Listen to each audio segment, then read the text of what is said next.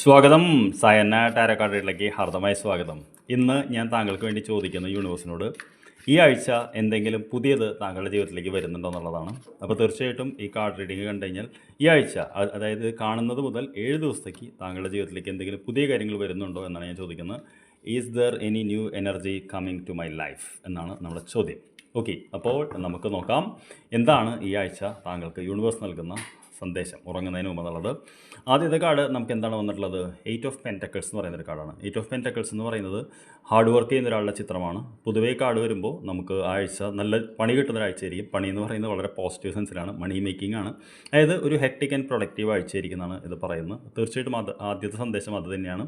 അപ്പോൾ പൊതുവേ ഈ കാർഡ് വരുമ്പോൾ നമ്മൾ പറയാറുള്ളത് നമുക്ക് ജോലിയിൽ ആ ആഴ്ച നമ്മൾ എസ്പെഷ്യലി ബിസിനസ് ചെയ്യുന്ന ആളൊക്കെയാണെങ്കിൽ നമുക്ക് കൂടുതൽ ബിസിനസ് കിട്ടാൻ സാധ്യതയുണ്ട്. അതേപോലെ തൊഴിൽ അന്വേഷിക്കുന്ന വ്യക്തിയാണെങ്കിൽ അതിനുള്ള കൂടുതൽ അവസരങ്ങൾ തുറക്കാൻ സാധ്യതയുണ്ട്. അതേപോലെ തന്നെ നമ്മൾ ഇനി തൊഴിൽ മേഖലയിലാണെങ്കിലും കൂടുതൽ വർക്ക് വരുന്നൊരാഴ്ചയാണ്. ഓക്കെ, അപ്പോൾ തീർച്ചയായിട്ടും അതിന് തയ്യാറെടുത്തോളൂ എന്നാണ് യൂണിവേഴ്സ് പറയുന്നത്. രണ്ടാമത്തെ സന്ദേശം നമുക്ക് എന്താണെന്ന് നോക്കാം. അത് ഹെർമിറ്റ് എന്ന് പറയുന്നൊരു കാർഡാണ്. ഹെർമിറ്റ് എന്ന് പറയുന്ന കാർഡ് ഏകാന്തതയുടെ കാർഡാണ്. നിങ്ങൾക്കറിയാം, ഒറ്റയ്ക്ക് ഒരാൾ നിൽക്കുന്നതാണ് കാണുന്നത്, വെളിച്ചം പിടിച്ചിട്ട്. തീർച്ചയായിട്ടും ഈ കാർഡ് വരുമ്പോൾ നമ്മൾ ചെയ്യുന്ന പ്രവൃത്തിയോ മേഖലയിൽ നമ്മൾ ഒറ്റയ്ക്കായിരിക്കും അധികം വർക്ക് എന്നുള്ളതാണ്. അത് നല്ല കാര്യമാണ്. സോളോ ആയിട്ടായിരിക്കും നമ്മൾ വർക്ക് ചെയ്യുക എന്നുള്ളത്. മാത്രമല്ല ഈ ഒരു സമയം നമ്മൾ ആഴത്തിൽ ചിന്തിക്കുന്ന ഒരാഴ്ച കൂടിയാണ്. അപ്പോൾ ഈ കാർഡിലും ഒറ്റയ്ക്ക് ഒരാളാണ്, ഈ കാർഡിലും ഒറ്റയ്ക്ക് ഒരാളാണ്. അപ്പോൾ ഈ ആഴ്ച നമ്മൾ പ്രവർത്തിക്കുമ്പോൾ തന്നെ നമ്മൾ ആഴത്തിൽ ചിന്തിക്കാൻ സാധ്യതയുണ്ടെന്നാണ് പറയുന്നത്.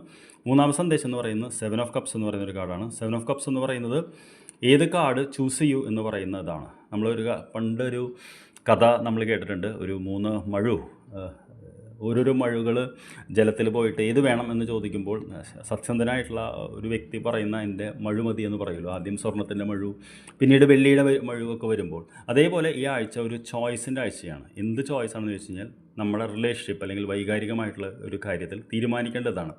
അപ്പോൾ ഈ ആഴ്ച നമ്മൾ നോക്കുമ്പോൾ 3 കാര്യങ്ങളാണ് നമ്മളിലേക്ക് വരുന്നത്. ഒന്ന് ധനം വരുന്നുണ്ട്, വൈകാരികമായിട്ടൊരു തീരുമാനം എടുക്കേണ്ട ഒരു ആഴ്ചയാണ്, അതേപോലെ തന്നെ സോളോ ആയിട്ട് വർക്ക് ചെയ്യേണ്ട ആഴ്ചയാണ്.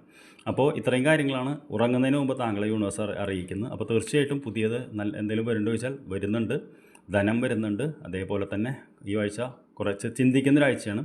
അതേപോലെ നമുക്കൊരു തീരുമാനം എടുക്കേണ്ട ആഴ്ചയാണ് എന്നാണ് പറയുന്നത്. അപ്പോൾ I wish you a very good week. നമുക്ക് നാളെ രാവിലെ കാണാം. Thank you very much for watching.